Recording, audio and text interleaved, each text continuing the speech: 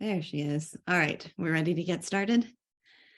So I wanted to describe a slight change that I want to make from last week. I really enjoyed last week's conversation. I'm very excited for this one. We do have a little more time too. We decided to allow an hour and a half for conversation.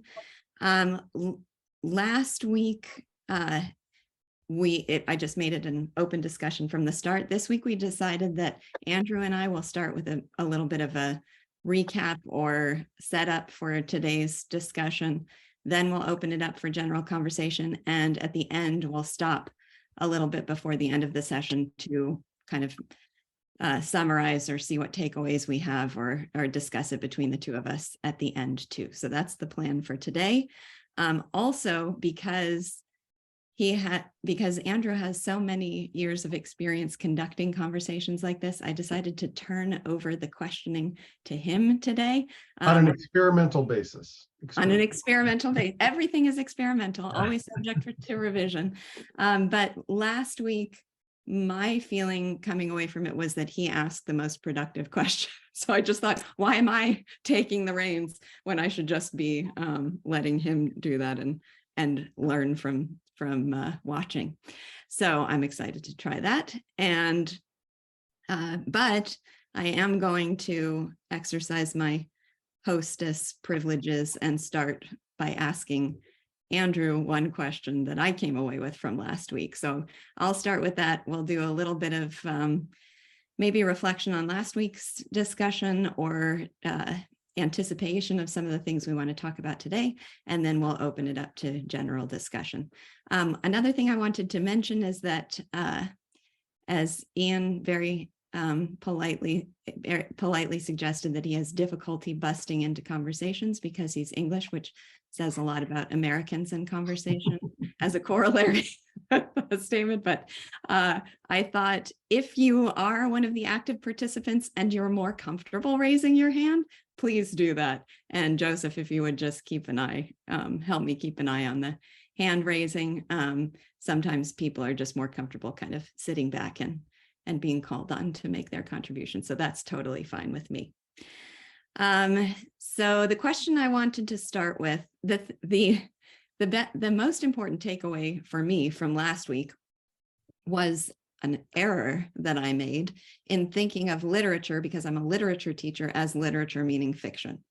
And it became very clear over the course of our conversation that literature, he does not mean fiction when he's talking about literature. So I thought it would be interesting to get clearer on what he does mean by literature. But related to that, I think, is the passage that we never actually discussed last week that was so striking when I read the book the first time, which is the passage about the young man saying of someone, "My boy, she is simply miraculous." And that in that moment, he was creating literature, basically, that moment was the essence of what literature is, I think is what he was saying. So, Andrew, I just wanted to ask for your thoughts about what he was trying to suggest with that passage and how that relates to what literature is. Mm-hmm. Well, that's really interesting. Let's see, a few things. One is we did talk last time about how it looks like from at least his library lists that he's thinking of any kind of writing that is driven by a passionate grasp of the interestingness of life, count as literature.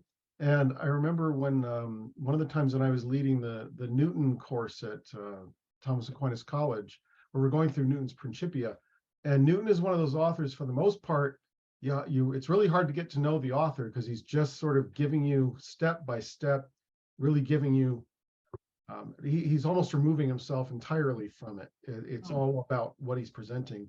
But then I went and read a biography of Newton, a couple of them. And what I found out was that the Principia was the result of Newton getting so absorbed in certain questions related to how the planets moved, that he basically locked himself in his Cambridge office for a year and a half. People would have to leave food at his door, and and sometimes he'd eat it and sometimes he wouldn't. That he was so absorbed in it that he did nothing else for that entire year and a half. So when it comes out, it seems like this completely dispassionate, just the mind at work. But in fact, it's the result of a complete absorption in the universe, like few men have ever had before or since. So I think that really fits with what Bennett, the way Bennett is thinking about literature, is it's a rising out of passion, out of in some ways just being in love, like being in love in a completely absorbed way in any aspect of reality that's worthy of that attention, which he seems to think that so much. He thinks most of reality is magical in a way. I think when Chesterton would talk about it, Bennett would seem to be right there with him. It's we don't notice it, and people, some fortunate people, or all of us in times, get absorbed in something that's a particular aspect of reality. But that's what all reality is open to. And then if you can say it, if you can start to express that, then you're doing literature. And it's interesting that, even speaking, he thinks of telling it, whether you've written it or not. If you're expressing it in words, this passion absorption in reality, then you're actually doing the literature. At least it's the spirit of literature. So one question about that, because I remember being struck when I read the description of that story by this line that comes afterwards. He says, "Let me explain. Of course, in the ordinary acceptation of the word, she was not miraculous. Your faithful friend had never noticed that she was miraculous, nor had about 40,000 other fairly keen observers. She was just a girl. Troy had not burned for her. A girl cannot be called a miracle." So I'm trying to understand what he's saying by that, because I don't think he means that the young man who says she's miraculous is pointing out something that it is untrue. Right. It's unobserved, previously unobserved. Is that the idea of it? That's what I get. And that, so when somebody's in love and they're especially if they're talkative about it, there's the thought often that, well, they have rose-colored glasses on. They're not being in love makes them not see the reality, and make the person or whatever it is they're in love with be what their dreams are, and not really bear up to that. Certainly that seems to be the case sometimes, but I think his presentation is more thinking that and this might go into some of what we read for today, when the serious person is in love, then they're in love because they're seeing something that's really there, but nobody else has caught it. Nobody else has caught it. I think so he's writing, I can't remember exactly what year, but this is early 20th century, yes? And it seems that there were any number of English authors about that time who were late 19th and early 20th century, who would say similar things, that the world is magical. People are sources of enchantment. It's the way in which we grow used to things, and the busyness of life that makes it so that we become jaded and blinded to it. But children are awakened to it. Because they don't have experience to say, oh, that's just the ordinary way of things. So there's, I think, a real fascination with children, which we see in somewhat in the Charles Lamb selection too, that children are actually awakened to the reality of life in a way that, as you get older, you tend to ignore it. I think that was a real strong theme in a lot of late 19th and early 20th century authors. And I tend to read Bennett in that regard, in that light, though he's not maybe not perfectly clear about it. Yeah. So it's as if the person was given access to a unique vantage point to notice the miracle that was present here. And then there must also be something about our ability to connect with the miraculousness of his observation. Doesn't even require that we necessarily see her as a miracle in the same way. That it seems like there's something abstractly about that perspective on the world that we're gaining from literature too. So maybe that's another way of saying she's not miraculous. I'm not exactly sure how to put that into words, but it's not, she is a miracle for all people in all times or something, but that what he's experiencing and observing is very real. And the effort to communicate that to us does open our eyes to what he sees, but also we're gaining the ability to see things in the way that he is. Yeah, maybe I want to push it a little stronger. I'm not sure. Bennett is an interesting writer. He can be passionate and suggestive. He has nuggets of kind of wisdom that, wow, that's just so striking that he would say that. You really want to ponder it. So it's hard for me to feel like I really got him nailed down. But I would want to press that and say, no, that I wonder whether he isn't thinking, yes, she is a miracle, but other people have not had the opportunity. That magic of conversation where, maybe you're in some foreign country and with somebody you've known for a long time, but you never really talk to them. And all of a sudden, somehow late at night, you realize, oh, I can open up to this person and they open up to me and they understand. You had no idea for the entire 4 years you were with them. You had no idea that that person was there until this one night of conversation. And then you see the depths in that person and they see it in you, and it's just real, but other people haven't been able to see it. So that's, I think I want to push it that way more. I think you're right. I think the key in that sentence is probably, of course, in the ordinary acceptation of the word, she was not miraculous. But what he's trying to do is reconceive what we mean by miraculous. And that's what I'm thinking anyway. Yeah. So this is no quote. The whole quote reminds me of the beginning of Aristotle's biology, where he's trying to motivate the reader, like, okay, why should you be interested in biology? Because it's not astronomy about the stars, it's not about politics and human organizations, about guts and birds and that sort of thing. Why should you care? And he starts off with a mention of a Heraclitus, a story about him, that he's in the woods by himself, and some of his friends come by and they start coming towards him, and they realize that, well, Heraclitus is doing what you do in the woods by yourself, using the bathroom, and Heraclitus and his friends are like, well, stop, and then he says, no, come over here. There are gods even here. And like the moral that Aristotle is trying to get out of that is the whole world has gods everywhere. There's something interesting and fascinating in every detail. And, like, maybe that's not a subject matter for us who are interested, but people write papers about, that aspect of human biology. Like, the whole universe is interesting if you really want to dig into it and understand its complexities and everything like that. So there's a documentary called Aristotle's Lagoon, where an evolutionary biologist went to a lagoon in Greece where Aristotle lived for some time, and then was just reading through his biological treatises where he's detailing his observations.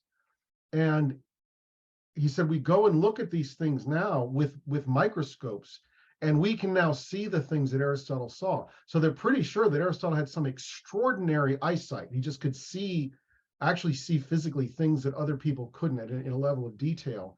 And but that's very much like what we were just talking about. Aristotle could see this amazing things with his eyes that we normally can't in looking at the guts, the innards of a fish. And he could express it really well. And so that's the kind of thing that Bennett would be saying, that's real literature, and it's great literature, even though it's about the insides of fish. And I And was I just also just gonna want to mention about just the barren style, like Newton having not that much personality in an obvious way in his writing. I can just say, like, for certain mathematics textbooks that are considered classics that I like studying in graduate school, it's like when I go back and read them, I just think, oh, what a wonderful and delicate style. When the whole style is, for all epsilon, there exists a delta such that f of x is less than y. That's the whole thing. But somehow I just still feel like, oh, it's such a clear, wonderful, delicate, elegant development. It's so pleasant. So it's and actually there Greta? Well, I was just going to say that maybe this is less clear when it's talking about like a girl or something being a miracle, but to the extent that you can't see in everything whatever beauty is there, it seems like it's kind of a deficiency on your part. So the reason that I'm not as entranced by the planets as Newton is just that I'm not smart enough basically, or I don't have as much experience with it. Whereas if you can, or like this happened at school a lot where I think Descartes is like, when we did his kind of like the origins of algebra stuff, I thought it was the most interesting thing ever. But people who had a lot more difficulty with the like simple mathematics of it struggled a lot and couldn't see the beauty of it. So it's like there are these kind of basic skills that you have to have in order to see that beauty. And so sometimes parts of the world will kind of be cut off for you just because there's more legwork that needs to be done to get to a place where you can appreciate that. But I think that's probably true for people too, right? Where you could think everyone is really lovely and like see what's so beautiful about them, but it kind of takes a lot of legwork in yourself to get to a point where you can appreciate that in other people too. There's also one of the Lisa mentioned last time that I was really glad to connect with her, because my own just reading for pleasure had really kind of dried up over the years. One of the things that I've been reading to reconnect with that is some Anthony Trollope, his Barchester Tower series. And there's the most recent story I read had as the heroine a girl that was not beautiful to most people on the first appearance. But one of the central characters falls in love with her, and then she's beautiful to him because in a way he sees, even in her face, the expressiveness that it's the light of the eyes, it's the turn of the mouth, the way the face is oriented when she's excited about something. Those things make her come to life in a way that if you don't see her in conversation, you don't recognize that real physical beauty that she has. There's a Tolstoy quote about that at the end of War and Peace, because, or it might not be at the end, but he's talking about one of the characters in War and Peace, and it says that she looks in the mirror and thinks that she's not pretty, but he says it's because of the like dull look that every woman gets when they look in the mirror. So like when you're just looking in the mirror, there isn't anything beautiful about your face because you're just sitting there and like you're serious or like worried about how you look or something like that. But your face is completely different when you're actually living your life. Mm-hmm. Can I ask a question? Just real quick, I want to mention to Raj, I don't remember the biographies I read, but I'll look them up and share it with you. Thank you. So we've spoken a lot about the beauty that literature can help you see, but I took the quote more as helping you see beyond the literal. So sometimes in great literature, they help you see things that aren't beautiful, but necessary to see. So, in a lot of Hugo, he shows a lot of really horrible suffering, but I see that as a similar thing, right? Helping you see and connect with something beyond just the superficial or literal in like perspective on it. So do you think it's just the beautiful, or can it be anything that helps you see something you couldn't see directly, whether beautiful or tragic or suffering or Sorry, I'm going to say something quickly because that relates to something I got asked in my defense when I was doing my thesis. But I also just read something recently where the guy was saying that any tragedy or satire or anything like that implies a positive view of the world. And so even like tragedy, I mean, there's probably something about tragedy itself that's beautiful, but what I think in Hugo, what's so compelling about it, even though it's so much suffering, is that you can see in his description of the suffering the beauty of the world that is lacking. So what he's highlighting, it's like, yeah, that's exactly what's wrong. And so there's something beautiful about that too. But you might be right that, yeah, beauty isn't the only purpose. That's a really good point, because some of my favorite music is really crushingly sad, but my experience of it is not, this is so depressing. It's, I can't believe somebody was able to capture this emotion so well.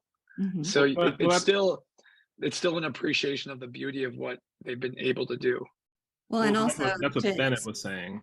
Or Yeah, he does say that later on, I think. yeah, and experiencing that sorrow can only come hand in hand with having a capacity for strong positive emotion. I mean, the sorrow is loss, and loss presumes you or some kind of negative of value. So it presumes that you can value very strongly. well, I'm also gonna say that there's many other things beyond just beauty or sadness. Of we read Flaubert, and Yeah.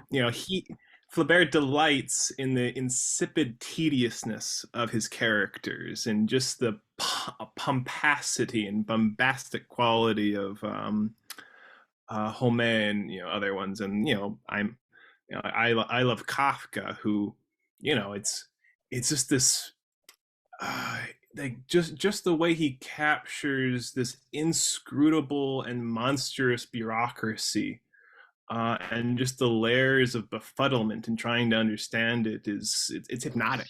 It's really just beautiful. I do wonder whether Bennett's view, and I haven't looked at the list closely enough to try to determine this, but whether it allows for cynical literature, because sorrowful or tragic or that seems perfectly compatible, but cynical seems like the opposite of seeing beauty in the world or seeing See, the world. Yeah. I'm biased because I like Vonnegut so much, and you know that. But like Vonnegut is really cynical, but it's like I say, his cynicism is showing that he really gets a certain part of it completely right. Like he's cynical about the world. He says nothing means anything, but he has these little parts of it that he gets right. And I think if he didn't get those right, it wouldn't be good. Well, I don't know if you remember, Greta, which Chesterton in the 12 Types, which Greta introduced me to, there was a Chesterton was Byron. talking about Byron. Yeah. So the great pessimist is that the great, so pessimism, so the idea was that to write a pessimistic theme with the kind of beauty and astuteness that he does is like a self-contradiction. I think does that seem fair to what he said? That you can't write about it with that depth of perception and that beauty of language and actually be a pessimist. You might be thinking of the Tolstoy one, actually, because he says a similar thing about Byron, but what he says about Tolstoy specifically is that Tolstoy has this whole thing about like people shouldn't get married and have kids, and then he writes the most beautiful scene depicting childbirth like ever in the history of literature. I think he actually says it's like the culmination of all of literature up to that point is just that one scene. And yeah, he describes him as a great, he described him as a great author with a 2-year-old philosopher crying in the corner. And that's a good one. I'm going to be a little bit I just want to say, like, one of my favorite authors is a Japanese one, Ryunosuke Kutagawa. But there's a part, just more autobiographical, where he's just saying that and he really is deeply perceptive. And where he says, I don't have the will to live, but I do have the will to create. There is this phenomenon of somebody who really has a noxious view of humanity, of life, and Kutagawa has that. But there's some part of them that really wants to recreate that, and who finds a certain beauty in the hideousness or tediousness or disappointment of life. Like, Flaubert is that way. Like, it's extremely beautiful. Like, he finds these incredibly insightful things to say about the disappointments of human existence. But it's, oh yeah, that's the point. With Flaubert, though, it seems like this might be his view of the universe, but he's angry that that's the way the universe is. So again, there's a premise there in the kind of the way I could imagine. I don't know. I'm sure there are other categories where even the writing itself is cynical, but in Flaubert, it seems like there's a yearning for romanticism. There's a yearning for life not to be tedious, but it is. And so he's going to describe that and capture it so perfectly. But the yearning still seems very present. Well, why don't we jump into talking about the reading for today, because there's some things in there that I think will be helpful for following up with this kind of question. So the thing I thought maybe be a good starting point would be just the chapter titles of 3, 4, and 5. Each one of them expresses a question. Why is a classic a classic? Chapter 4 is Where to begin? Where to begin, and then chapter 5 is how do you read a classic? So what are his answers to those questions? And then, is there a continuity of thought here in the questions and the answers that he's giving? Well, that you rely on an authority to point you in the right direction. The authority, turning to the experts, is how you determine what a classic is. You begin by choosing from among their recommendations, and then it's the continuity. I don't know if that creates continuity with the third.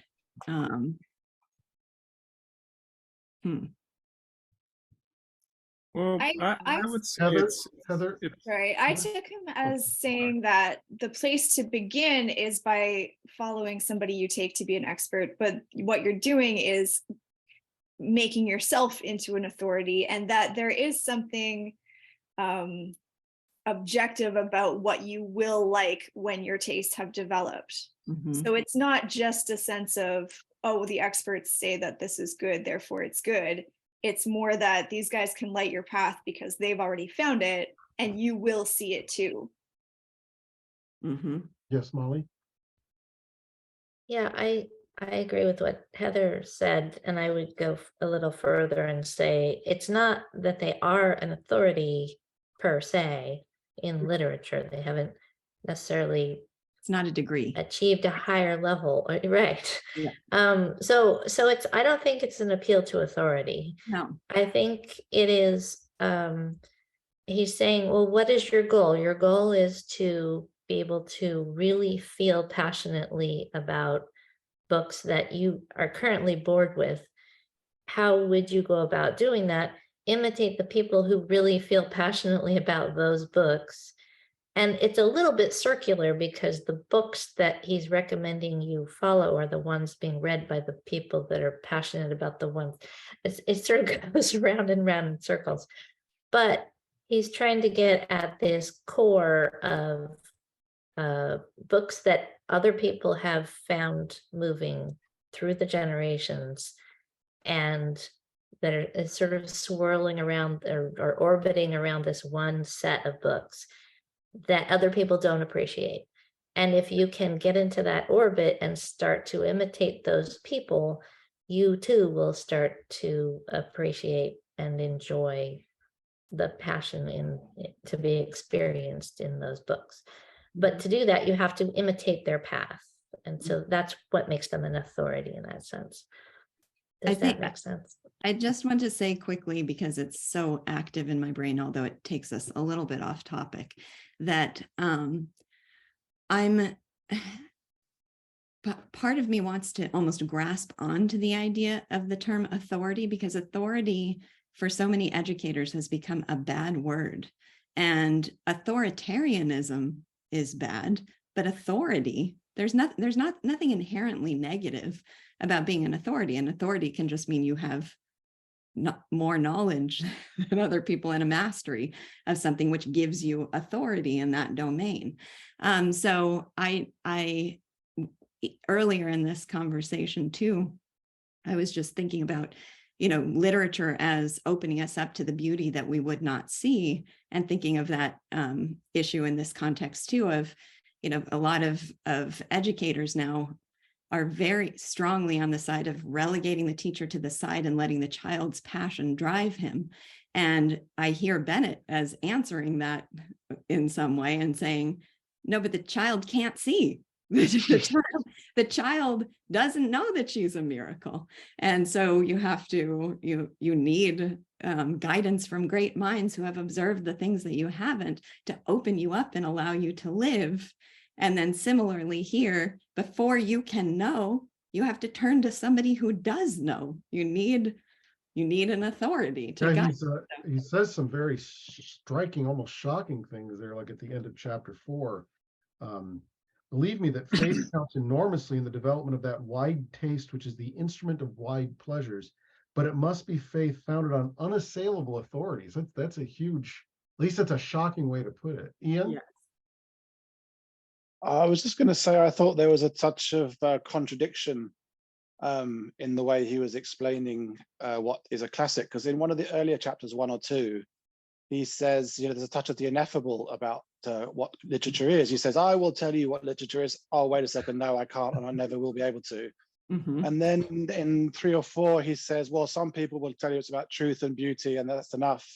But for me, it's not enough. I need more, and I never will have any more because I can't know. And he says a couple of times, really, that it's ineffable, and then proceeds to tell you what literature is. I saw him as not saying that. I loved that line. That was one of my favorite lines where he talks about Keats. It's all well for Keats in his airy manner to assert that beauty is truth, truth, beauty, and that's all he needs to know. I, for one, need to know a lot more. But then there was a time later in this reading where he did start to identify what the qualities are. I'll have to find it in my notes, but he did start to break down what the qualities are that make it great. But he acknowledges that it's very difficult, maybe because of the innovativeness of that person's mind. It's very difficult to put it in words. And so part of the standard you have to use is endurance, that over time, people still come back to it as something that's revelatory of something beautiful. But I didn't see it as, I saw him, I don't know, I'm curious what other people think, but I saw him as saying it's very difficult to pin down, but there are certain aspects of it that we can name, and there are others that are ineffable. Zach? Oh. You have to unmute. I just wanted to second that thing about authority. And I loved when I read that he's going to show us the great books. And if I don't like them, then I'm wrong. And I love that because just a quick story. It's like a minute long. A few months ago, I went to get cheeses for a charcuterie board. So I went to a really fancy cheese shop. There's an old guy behind the counter. I'm like, I want some cheese. It's like, what do you like? I was like, I don't really know. I have blue ones and white ones. And he's like, do you want to develop a taste of cheese? I'm like, yeah. And he's like, I've got this mystery bag. Every week, I put 5 great cheeses in a bag, and you buy it. You don't know what's in the bag. And he's like, if you buy this bag every week, every 2 weeks for the next year or two, you'll develop a taste for great cheese. And so me and my wife have been buying these bags. And at first, a couple of the cheeses are like, "Ooh, that's a strong one." But over time, your taste develops. And now we're worried because we're getting a taste for good cheese. We can't go cheese shopping at the supermarket. So I'm excited when he's like telling me that you may not like these books at the beginning, but once you get down this rabbit hole, there's going to be no other books. Mm-hmm. So I'm excited about that. Yeah, that's often the way with things that you hear about, and people who loved great wine, who are you read about it more, for that there's enthusiasm for great wine.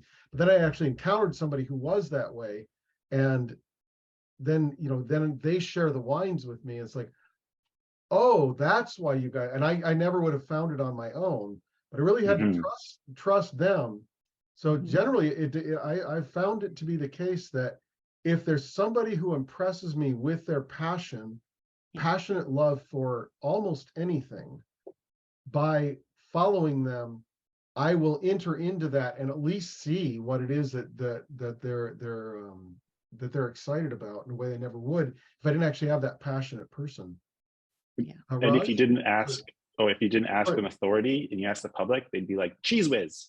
Yeah. Or like, and you'll never get to those Yeah. wines or that cheese or that taste that is actually, you only stay with things that are sweet, Yeah. like a child. Yeah. Raj? I wanted to just comment briefly on two things that were talked about. One is the idea that Bennett says that literature is ineffable and then proceeds to tell us what it is. That's not really true, because what he does is in this chapter 3, he refers to the passionate few, right, who have a keen and lasting pleasure in literature and so on and so forth. But he says the part that's ineffable is like, why does this literature give them pleasure? That we don't know, that we can't define.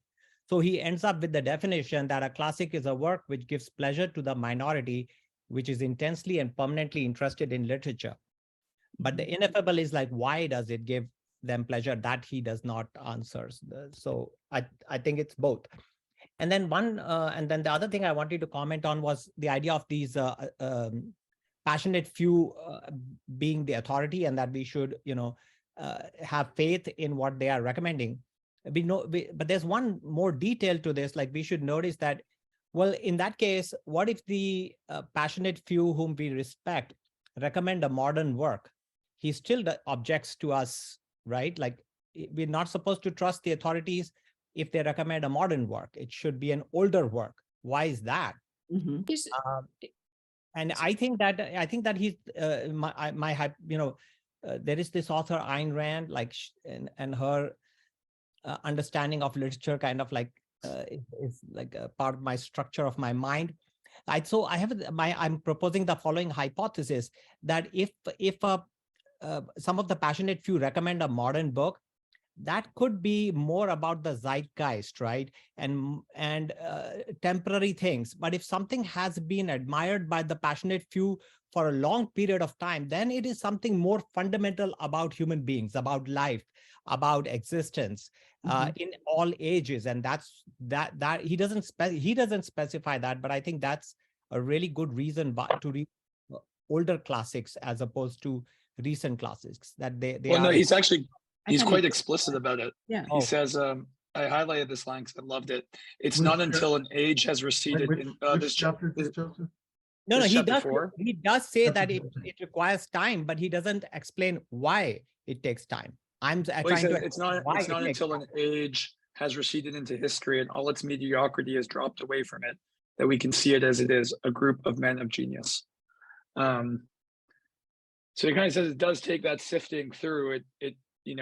It's almost like a unanimous vote of history. No, but I'm sorry, I'm not going to debate it. But what I'm saying is, I'm making a different point. I'm not saying that the mediocre gets dropped. That's not my point. My point is that even among the excellent, even among the top class literature, there is some that is eternal because it addresses fundamental human issues. And therefore it has greater value, as opposed to other fantastic literature. It's not mediocre at all, should not be dropped, but it will not be read for 1,000 years from today. So I'm interested. Does he bring that in himself, Bennett? I don't think so. No. That it's about the classic literature. What makes a classic is that it's about the fundamental human questions. He doesn't do that, really, does he? Is that a mistake on his part? Well, it seems like also because he's saying, I mean, he includes historical works, right? So, I mean, those seem like, I mean, obviously you can get kind of universal or fundamental things from that, but I don't think he would say the only reason to read The Rise and Fall of Rome is because there are things that are always true about people in it, right? Isn't he saying that it's useful to read even if it's particular? Well, Does that make sense? yeah, when I looked up, I recently looked up on the TAC website how they in brief described the great books, and one of the issues was one of the descriptions was, I forget the word now, but it was things that had the greatest impact on the development of culture. So impactful works. And that does seem like a difference. I don't know if that's the exact way to put it, but that does seem different from what Bennett is saying, because he says all literature is the expression of feeling, of passion, of emotion caused by a sensation of the interestingness of life. Maybe you could interpret that as meaning that they're getting to something fundamentally and eternally interesting, but he doesn't really, that's not what he stresses at all. I think that Bennett would rather read something well written by a great author on something Trivial, not great or deep than read thoughts about, the great things of life, of human existence from a mediocre or worse author. So I don't know if that's a fundamental element of it for him. Well, I think part of it is he would. I read ahead a little bit, so I apologize. Okay.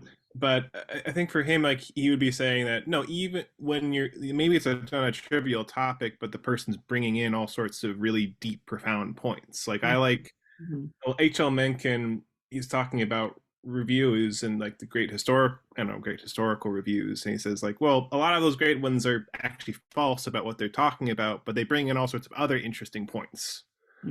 Like, they're not good as a literary analysis per se. They get Goethe wrong or whatever, but they're making a good points about human life on the side. And that's sort of, like, okay, it's maybe about some trivial bit of nonsense, but there's something deeper that's being said.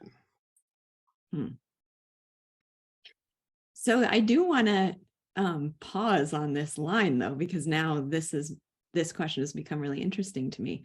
All literature is the expression of feeling, of passion, of emotion caused by a sensation of the interestingness of life. That is not something I've heard many authors say as a description, literature lovers, great books lovers, classics lovers, that it's the expression of feeling. There's something about that I like a lot. I think because it's the romanticist, the kind of romantic literature inclination of me that it's inspirational to be moved by people who are consumed by what's so beautiful and interesting about the world. So I like that as a foundation for the things that I read. But it is an interesting way to set the standard.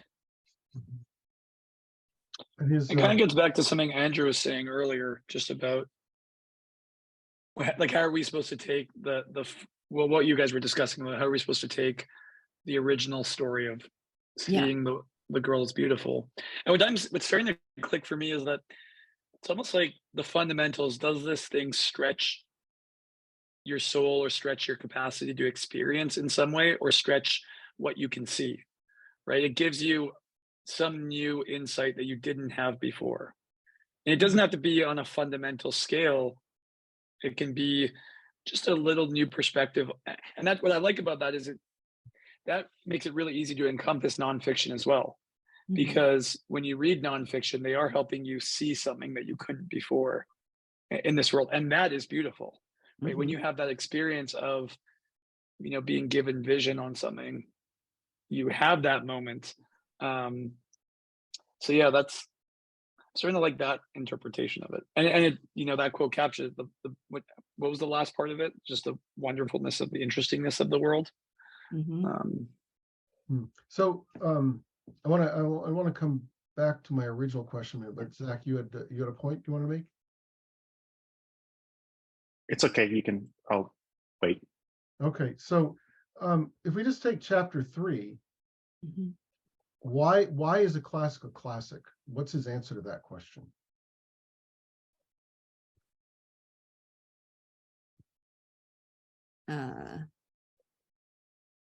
That the minority who are in the know find a keen and lasting pleasure in it, as a start.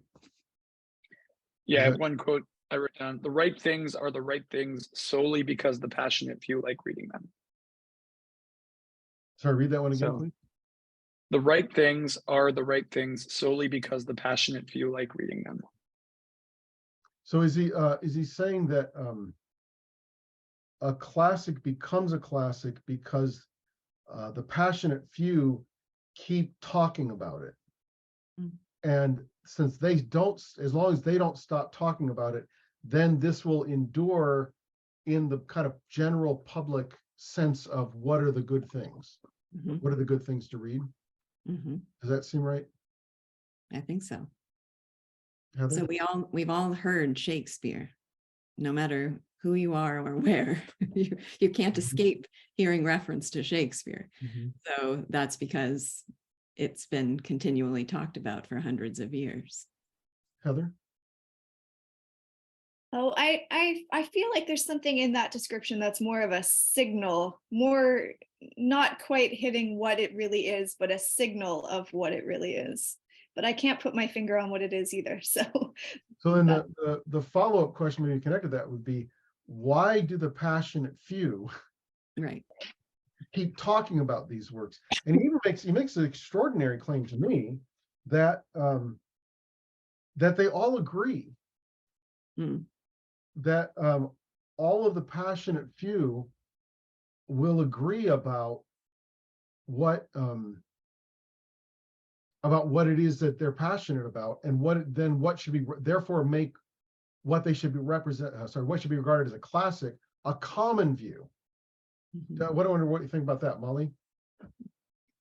Yeah, I don't think he's quite saying that. I think he's saying there's a sort of consensus that builds up over time where there's overlap with this passionate few people and these over here. There's a Venn diagram in which they overlap on a certain set of authors, and we can all agree that those are classics.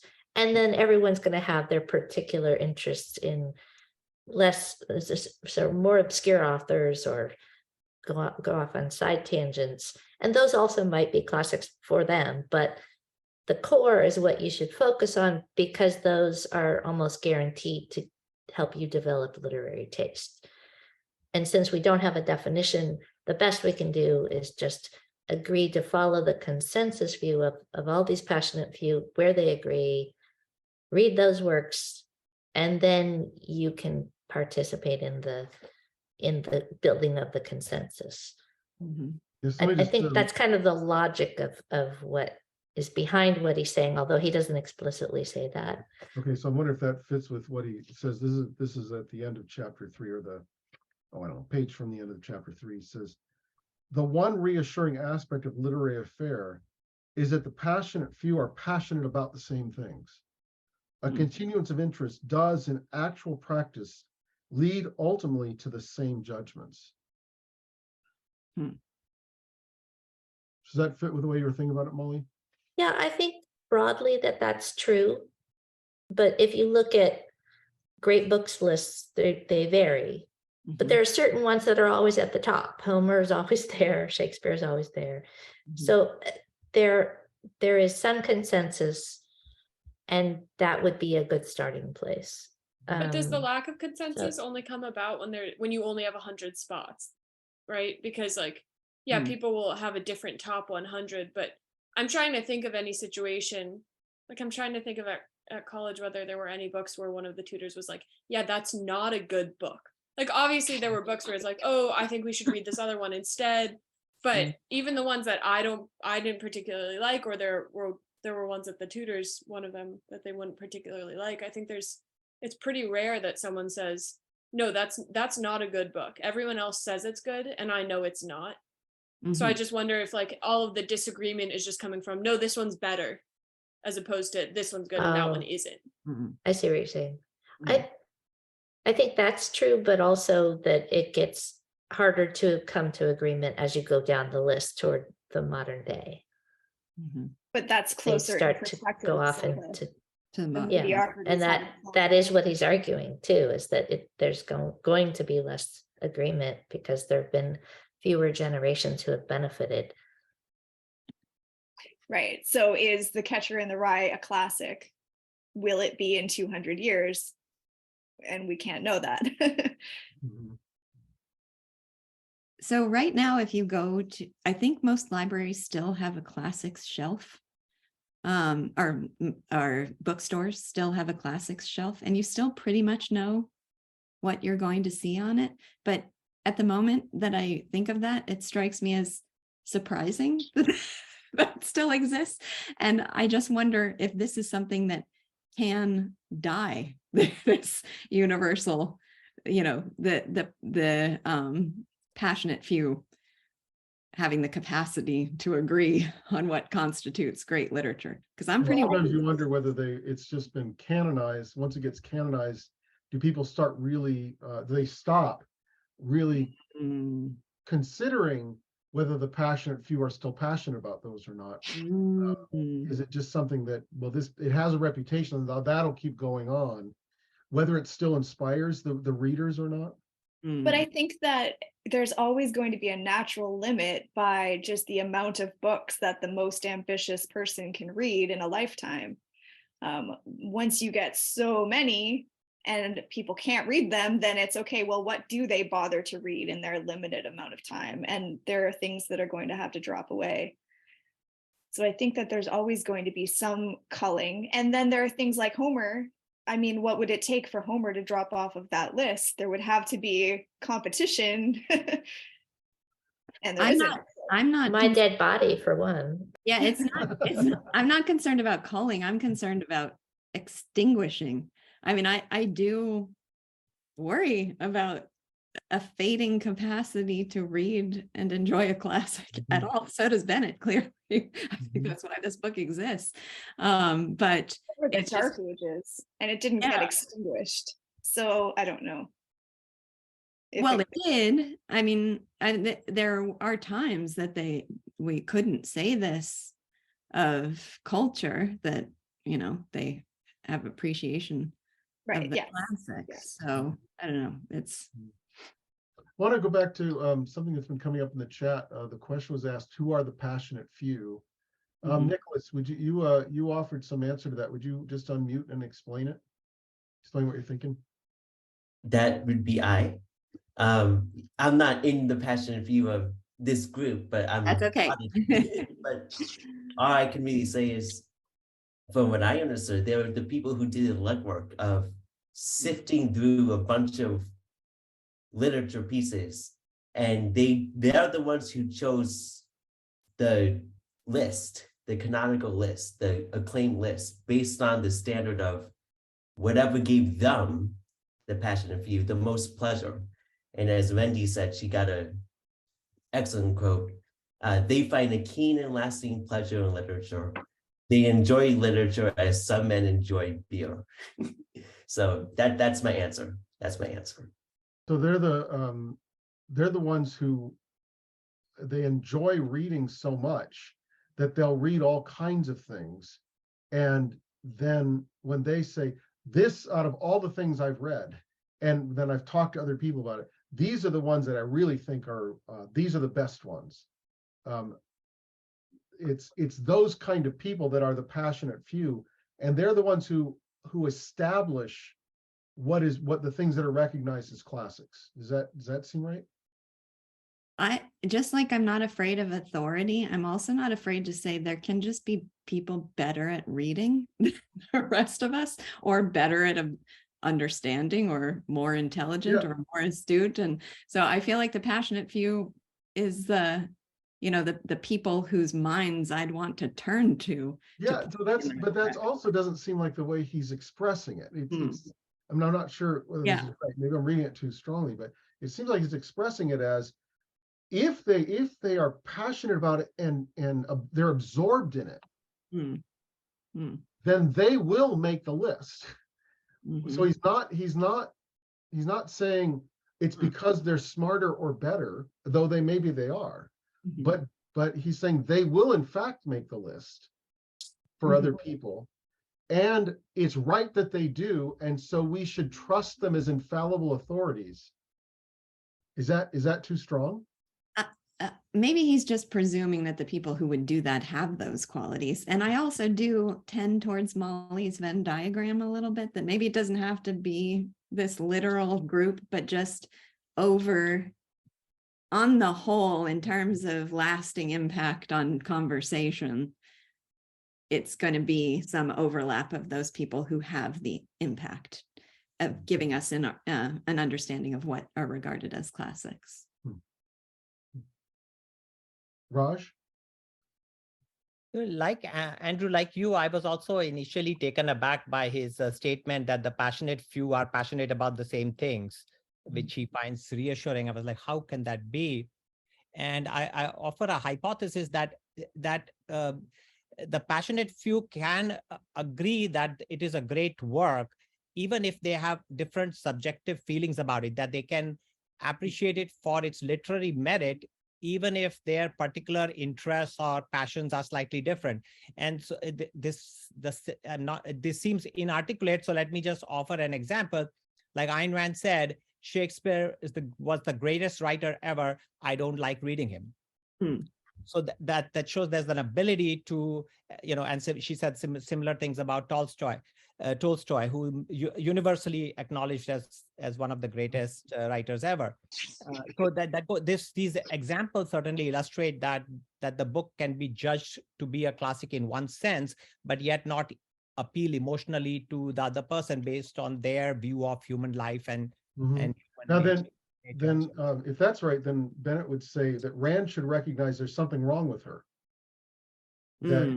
If Shakespeare is the greatest writer, and she is not moved by him at all, then she should, according to Bennett, she should recognize that there's something wrong with her, and she should work to correct that deficiency. Ian, let's go to Ian. I had an original point, but something you just said made me want to change my comment. I don't know if Rand would say that she wasn't moved by Shakespeare, more that she just didn't like his underlying premise of humans. That was probably why she didn't like him. But I was just thinking about, you said that this passionate few would agree on all the different books they read. He also mentioned these people who he lacks what he calls catholicity, i.e. they're just interested in one book or one author. So it's not necessarily that they all agreed on the same book. There can just be one book or one author that a very small group of people read and continually say this person is fantastic, but maybe a lot of other people don't agree. Well, I don't know if it could be one book or one author, but within a narrower range of interests, so maybe one topic, because you would need to have some range in order to even make a judgment about whether it's good or not. I just want to say that I do think that you have a right to hate a book, even if you acknowledge that it's good. Like I'm just trying to think of like H.L. Mencken, he's a wonderful writer and he's a lot of great taste there, but he personally hated Jane Austen. He hated Moby Dick. There's a lot of books that he thought this isn't good. It's just I'm glad we don't write like this anymore. And I don't know, sometimes I don't get it with certain classics like Edgar Allan Poe. I think he's a bad writer personally. I don't get it why Dostoevsky and other people think he's good. It's just fundamentally empty as a jug. His actual descriptions and characters, and it's tedious. The only thing that's good about it is his passion. But so that's just something I just want to say is maybe I may even get to the point of recognizing something's good, but if I don't like it, I don't like it. Don't guilt me into wanting to like it. See, I have the opposite experience where if there's a classic that I don't like, I very much think that there's something wrong with me. So when Dostoevsky and pretty much every writer says that Don Quixote is the greatest book ever written and I don't get it, it is my fault that I don't get it. I don't entirely know what I need to fix, but I know it's on me. And I don't know, maybe that's not true in every situation, but I don't know. I don't get with Ayn Rand saying, I don't know exactly what she said about Tolstoy, but did she really say she doesn't enjoy reading it? Because I don't think it's different to say you don't. It took her 6 months. Okay, but and she hated it so much. But because she hated the writing, or because she hated his view? So if she's acknowledging him, she thought he was brilliant. If she's acknowledging him as one of the greatest authors, there ever was, then there has to be an appreciation on some level. And for her, it's going to be philosophical. It is a philosophical objection. She finds his philosophy of life abhorrent. So it feels like we're kind of wavering between two perspectives. One, can I acknowledge it as a classic? And I love the Don Quixote example, because when one of you was reading it for school, I took it up because Rostand has a bust of Cervantes in his garden because he regards Don Quixote as one of the greatest works of literature ever written. And anything Rostand loves, I know I have to love. And I read it and I will say I didn't get it. And I want to teach her for it. I similarly have confessed to Andrew that this is being recorded, right? I don't love Shakespeare. It's not because I totally believe it's a failing on my part. I think I need an instructor. I think there's a certain type of literature that I feel an ease of connection to, and I haven't experienced that yet with Shakespeare, but I know that there's a capacity for me to do that. And I know that I believe wholly that it's there, but I haven't experienced it yet. So there's the works, I'm going to really minimize the amount of Flaubert that I read. I found it very valuable, but I hate inhabiting his universe in a certain way. It really, and with Anna Karenina, there's a way in which I love that novel. And it's also, I've said before, the only novel I have physically thrown across the room because I was so appalled by one of the scenes. Now there's a power in getting me to do that, but it was kind of appalled with disgust by the scene that I was reading. So we just have to keep those two things separate. Acknowledgement of the genius of the creation, and comfort with the universe that you're inhabiting. Okay, so then you want to say that if you read Don Quixote and you find it boring, or the writing, it's not an intense experience for me reading this. Right. Then there's something to say. There must be something wrong with me if Dostoevsky and Rostand and all the people like that say something so different about it. Yes. But the passionate experience could be one of hatred and anger. Yeah. You could read Tolstoy and be swept up in it in some way and yet hate being there. Yeah. That's a different thing. And in the first case, you'd say with Bennett that I have not yet developed my literary taste. Mm-hmm. I am deficient in taste and perception. Mm-hmm. In the second case, you'd say, no, I'm not deficient in taste and perception. I see what he sees and I hate it. Yeah. Yeah, that's perfect. That's helpful. So go ahead. I just want to point out that almost everything you just mentioned is translated from another language, and you could even argue Shakespeare is somewhat translated from an earlier form of English. Mm-hmm. And that can have an impact on whether you get the humor or the tone of what's being presented. Not that I think that that's the case in this instance.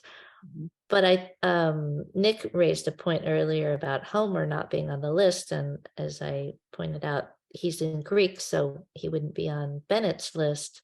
Do you want to talk at all about why he doesn't include foreign language on his list? Because that gets to the question of what is a classic. And well, maybe we should put that off until we look at his list and see. Okay. I think that's a great question. That he's not wanting us to look at the foreign in translation as a rule in order to form our literary tastes anyway.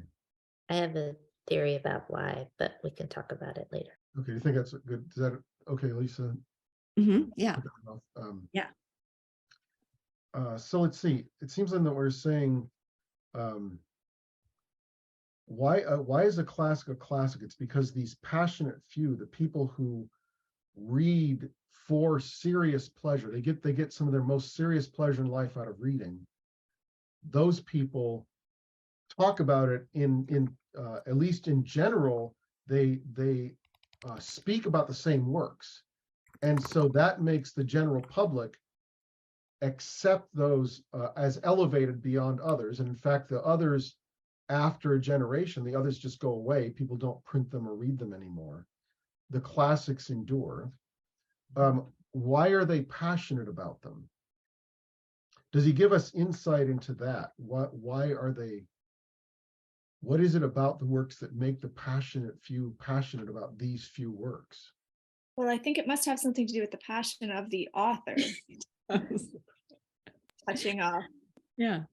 I was just thinking that it's the passionate few identifying those works of literature that are the expressions of feeling, of passion, of emotion. So it's a passionate few about writers who are passionate.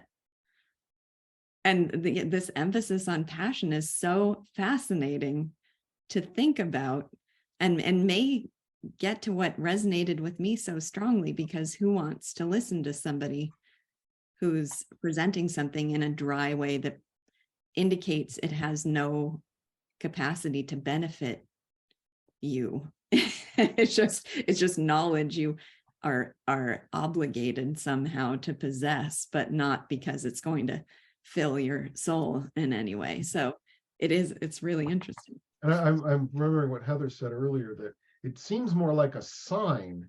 This is a sign that these things are classics or the worthy literature. It's not what makes them that way. And we want to understand more what makes them that way. And it's not clear that he's forthcoming on that. Zach? Yeah, I highlighted that line too about passion, because I got confused when I read it. And what I like about his writing style is the next example he uses is he's like, and what's so passionate? The dictionary. Yeah. And I was like, wait, what? And then you read that line and you're like, oh, that's really passionate. That's a great line. Yeah. And so I just love his humor, and like, what a great example for the next example of everything has passion, the dictionary. Yeah. So it's like resetting your mind of, when I thought passion, I thought, okay, well, like one of the novels I love, but no, he's like, no, the dictionary. No, it's not anybody's dictionary, right? It's Samuel Johnson's dictionary. Okay. It's the guy who spent a lifetime, when nobody had done it before, putting together a dictionary before it would make money. That's the guy that you'd say that his dictionary was a work of passion. Yeah. Now the New Collegiate American Dictionary is no longer a work of passion. Yeah. The work of industry and money making. Yeah. But it does help to make sure that you don't make the mistake of thinking Newton is not a passionate writer, like your example at the outset. That passion doesn't mean, where it's this overt display of emotion. Passion means profound interest in the world.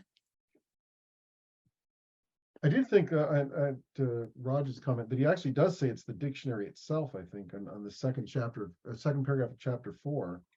Even Johnson's dictionary is packed with emotion. I think he's saying the last paragraph shows you it's packed with emotion, but he's saying the dictionary itself is packed with emotion. I think he says that, and then immediately explains that he's referring to the last paragraph of the preface, and proceeds to then quote the exact text that he's considered. It's basically that Johnson was sick and tired of being told that his dictionary was not comprehensive and that there were things that were being omitted. And so he says, I've waited, and the people whose opinion I cared about have gone to their grave. So now I have no hope of praise, nor I have any fear of criticism. So I'm just going to publish the damn thing. So he's referring to that is the paragraph, or that is the thing that Bennett is saying is full of passion. Probably not the definitions of the words themselves. What other? There's not a lot there. Maybe how did others read it? Zach, you were reading it as though it's the whole dictionary he's thinking. Is that right? Yeah, in the sense that he was passionate enough to make the dictionary. And so just like you're reading it, you might not see the passion in the words he chose to include or exclude. Or but then it shows like, I don't know. That seems to fit with maybe with the way he talks about Gibbon. The decline and fall is not a dry work. That's full of passion. Mhm. You can tell that from the way that Gibbon described it so powerfully in his memoirs, the finishing of it. Mhm. Lisa? Well, I just was thinking, I haven't read Samuel Johnson's dictionary. I don't know if anyone here has, but I remember hearing that some of his definitions are even kind of cheeky. Like there's a very personal element to the dictionary, if I remember correctly. So I imagine the definitions themselves could convey passion. We'll have Let to me, look up and give some examples. I mean, it could also just be a cumulative effect of Mhm. just like, well, you just see like, you know, this detail and that detail and that detail, and maybe none of them are particularly spectacular by themselves, but you get caught up in the atmosphere of just all of the different points he's making. Like you can feel the passion even though it's not glowing exactly from an individual part. Like, you know, that quotation, like, yeah, that's a great quotation. But I want to add something about Newton there too on the Principia. So that's also one where sure, you don't see words oozing passion like in his writing, but when you realize that, I mean, he basically like opened his eyes to the world in a way nobody ever had before. And when he goes on and on about, you know, the motions of the moons and the tides, and he just like connects everything together in this beautiful way, you can see the passion behind like the kind of orchestration that put all that together. Yeah. Yeah, it makes me wonder if there's a misunderstanding of passion, like making it too much about specifics, Mhm. right? And it's something I've seen a lot when I've seen other people talk about passion, especially in high school. When I was in high school, the expectation was that every moment of your career, for example, had to be the height of ecstasy. And that was the association of passion, is that everything becomes this height. But that's why I like the dictionary example is, no, probably if you pull a word out at random, you're not going to be blown away with this orgasmic moment. But as a whole, it's this work that's new, that's opening your eyes to a new way of looking at words and definitions. And that's the passion, is like the sustained effort that he put into developing this thing because he saw something we didn't, or everyone else didn't. And you might be awed by the comprehensiveness of it, or the methodic, the reasonable and methodical way in which he goes about it. Those are things that might deeply impress you on reading through it. Yeah, I feel like we can steal that line from the opening and just substitute all the different, like we can say, my boy, language is a miracle, or my boy, the tides are a miracle. And as long as the person is presenting to you that this thing is miraculous, it doesn't have to be conveyed with emotionally inflammatory language. It's just that force of interest behind it. So maybe I have us jump into chapter 5 then. How are we to read a classic? And in this one is where he says, stop and read Dream Children before you go any further. I wonder, I actually did. It kind of annoyed me, but I did stop it. But I was glad I did afterwards. It was annoying me at the time. How does he think we're supposed to read a classic? Well, one interesting thing to me was read his biography first.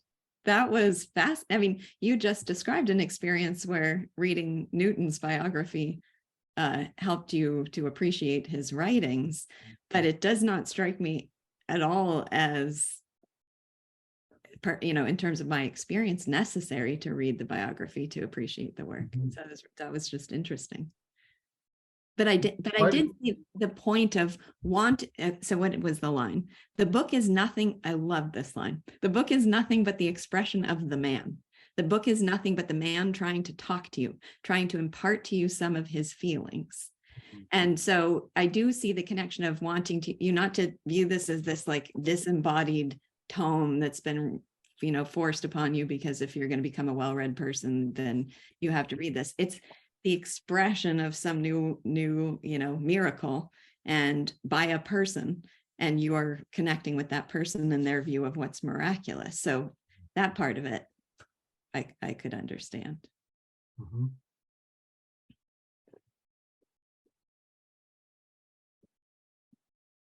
Well, yeah, it's weird because it's just not something I have any experience with. Like, I've never done that. I didn't do it for Charles Lamb. I haven't done that I've don't think I've ever even read a biography in my life. It's kind of verboten at Thomas Aquinas College. Like you're never supposed to do. When Yeah. you're supposed to read the book, maybe later on, much later on, you might go back and read something of the introduction. You don't even read the introductions, nothing, just right into the work. Yeah, and there have been circumstances where I've like learned biographical information and found it interesting, and it's shed some light on what I read before, but I've honestly never had an experience where I was like, oh well, I wish I knew that before I read the book or something like that. I'm sorry, Ian, go ahead. Ian? Oh no, I was just going to add that from our Read With Me classes with you, Lisa, I thought it was kind of verboten to read into the background of the story or the author, but actually reading Charles Lamb's biography, I found massively helped me. And Bennett's discussion of Dream Children made reference to facts from Charles Lamb's life, and it gave context to help me understand what Dream Children was about. Because when I read sometimes these things, I'm like, well, who are these people? Like, what do they mean to be? Why is this important? Why does it matter? But that's the danger of reading And those when I things. find out that this person called Alice, then I understand what he's talking about. Yeah. Otherwise, I find myself like, what are you talking about? Like, I have no idea what you're referencing here. Well, can I try to differentiate 3 things I think going on here? I have to make mental note of them quickly or I'll lose them. So one is, so you say it's verboten and Read With Me to read in advance. Well, I do think that for it to be a great work of literature, it needs to stand on its own. And I do think Dream Children stands on its own. I don't think you need to know those biographical facts to appreciate or understand the story, because I loved the story before I didn't read a biography, and I loved the story before I got to the facts that he highlighted. Oftentimes I want to read about him. I want to read about the author. Yeah. Having been moved by the story, I want to know who this person was who's moved me so much. Sometimes I'm disappointed. That's one of the things I wanted to separate out. So can you understand the story on its own terms without reading a biography? And might a biography even steer you in the wrong direction, which is the thing I'm concerned about, because I want you to bring yourself to the story. So I think it's usually possible to read and enjoy it, but having just given a lecture on Rostand and Ernani and Hugo, I derived immense pleasure and value from learning a lot about the historical context for writing that play. It gave me much more appreciation for Rostand's poem that I talk about in that lecture. So there are certainly things that can enhance it, but I think the thing I think he's not saying, and we want to be cautious to differentiate it from, is so a lot of you know Luke Travers and his approach to art appreciation. And one of Luke Travers's rules is that when you approach a painting in a museum and you want to spend time with it, you do not start by reading the plaque. You start by immersing yourself in the work. And it's not, sometimes reading the plaque afterwards is actually helpful and instructive and contributes to your experience. But the thing to be careful of is turning the experience into an academic one. And that's what the plaque will often do. It's not about emotional connection. It's not about passion anymore. It's about what school did he come from and who were his influences and what is the theme, the myth being represented here. And Bennett's definitely not saying that. He's not. Yeah. In fact, he's saying the opposite, which I was struck by in that first paragraph. Why does he think you should do this? And it's for the beginner, particularly, he says. Yeah. Because he thinks that, I think he says later on that once you've developed literary taste, then you're going to kind of create a vision of the author as you read it. But for the beginner, the beginner will do well to aid himself in understanding the book by means of independent information about the man. He will thus at once relate the book to something human and strengthen in his mind the essential notion of the connection between literature and life. The earliest literature was delivered orally, direct by the artist to the recipient. And in some respects, this arrangement was ideal. So he thinks the exact opposite. Yes, go ahead, sorry. Yeah, that definitely happened for me. When I read the story without having read the biography, I was like, why do I care? All right, this guy had a dream about having children. So what? I have all sorts of dreams every day. But when I found out that he had courted someone for 7 years and that he was looking after his maniacal, homicidal sister, and that he had all sorts of personal tragedy in his life. And for these reasons, he wasn't able to have children and have a family. And suddenly the emotion is brought to me. And I was like, wow, now I understand what this story is about. But before it was just like, well, it's just some guy telling me about a dream. I mean, I could tell you about my dream last night and it wouldn't affect you at all, I would guess. One thing I have to say though is that with this work, I'd have to say I didn't like this. I didn't like. I love Arnold Bennett's description, like insightful points, but I didn't enjoy it. But just like, who the hell's Bartram? Like that's just non-objective. That's a real flaw.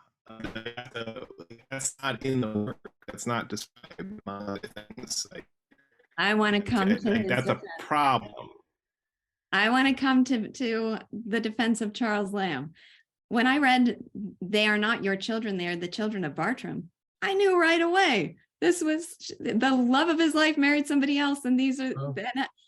That felt obvious to me. I think it's clear from the story. I mean, I won't say it was obvious because the first time I read it, I had to read it twice because I read it and I was a little bit stunned by the ending. But it's funny because I completely loved this story, and I said it gave me chills, to realize that this is all a projection of longing. So, Ian, I didn't feel like I needed to read that he experienced this longing to feel the projection of longing in creating a picture of these two children who are so charming and have so many endearing moments, and then realize they just evaporate because they don't really exist. It gave me chills. But it's funny because I fell in love with it reading Bennett, suggested it to Mrs. Steele, my fellow literature teacher at school. She read it to her students in 6th grade, and they, having been told by their writing teacher that you can never end a short story by saying, "and it was all a dream," said, "Oh, that's the stupidest story we've ever read. It was all a dream." But they completely missed the point. The fact that it was a dream was key to it. Wasn't a cop-out by the author. It was key to the theme of the work of literature, that it had all been a dream and was just a projection of his longing. Well, I actually like the device. I like the structure, and I do actually think he has some really nice little details in there. But there was just that really rubbed me the wrong way. Of I actually Googled Bartram. Is this a reference mythology or something? I don't I don't know. So Ray, did you read it a second time? Because I read it 4 times. You read it 4 times before you came. No, okay, I read it once. Or actually, no, twice. 1.5 times. 1.5 times. You gave it a shot. That's good. And then I read Bennett, and then I read it 2 more times after that, because it's I'm still not enjoying this. There's lots of things that rub me the wrong way in this story. I just find it. Back to our early category. Are you saying it's not good? Or are you saying you didn't like it? Because I want to suggest something here. I believe that those people who most connect with this story will be people who love children. I don't know about you, whether you love children or not. I love children. I've had lots of interactions with children. I love them. I can be very childish, and I don't know. I like children's movies. But I really, I guess one thing about the children that just rubbed me the wrong way in part was, it was just, there was no sense of individual personality. They very much is reacting to the story. Mm-hmm. And it's well, where's a little bit of resistance? Where's a little bit of misunderstanding something, but in an intelligent way? It just felt like putting back the grapes when they. Oh my God, it was the most adorable. Yeah, I don't like that. Yeah. I don't like that. I get it. We should probably really great elements and some things they don't like. He's cutting out, unfortunately. Yeah, okay, we should probably wrap up here. I agree. Quickly. But I want to maybe over the week, besides the new reading, is just kind of go back and think, what is it we may be in disagreement with him about? So one of the things that just with Ray talking is I'm still wondering about is is it right that the passionate few are going to generally agree? Or do you say, no, there's going to be passionate disagreement among the passionate few? That seems to be more of my inclination. So I want to think more about that and some other things as well. Yeah, I like that. So is there anything else we want to sum up or, reflect on for next week? I also want at least to leave as a lingering question, like, does he tell us more about what's the intrinsic quality of the literature that makes it a classic? That what is it about it that is giving so much passion to the pleasure to the passionate few? What is it about that? And I was struck by, he gave a list of like 7 qualities. Truth was the first one and beauty was the last one. And then he said those are the most important. Then he said, well, we can't know anything about those. But then truth and beauty, he really emphasizes when he's talking about lamb again.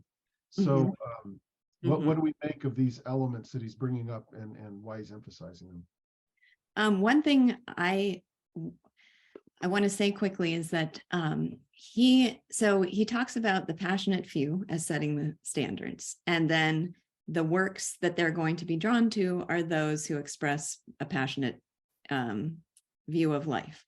I think one of the things that made me respond so strongly to this work as a whole is that also means that for the reader to experience it properly, the reader has to experience it as passion. And that is, so lost in literature instruction today, where to the extent that classics are being taught, they do seem to be taught as a kind of, cultural literacy obligation, and teachers' guides are always broken down first into vocabulary words, which to me is a dead giveaway that they have no understanding of the purpose of literature if we're turning it into a vocabulary lesson.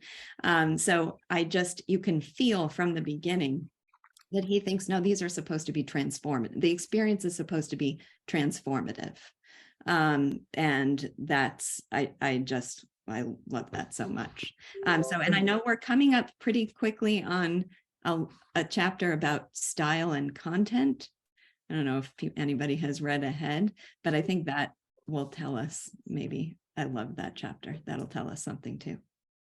And then just in connection with what you were saying before, that, and what I was saying is it right that the most intense pleasure comes from truth and beauty together as we encounter it in oral or written expression?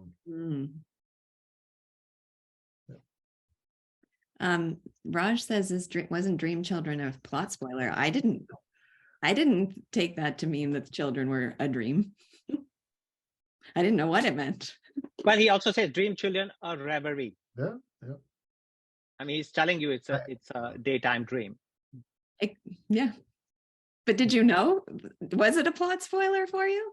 Did you know that they weren't real? Once I read the title, yeah. I mean, maybe when it was originally published, that was not the title. I was just wondering if I didn't have the time to look it up. Okay. Oh, that's a good point too, Molly. All right. Thank you so much, everyone. I will send out an email with next week's assignment and see everyone next Sunday at 11.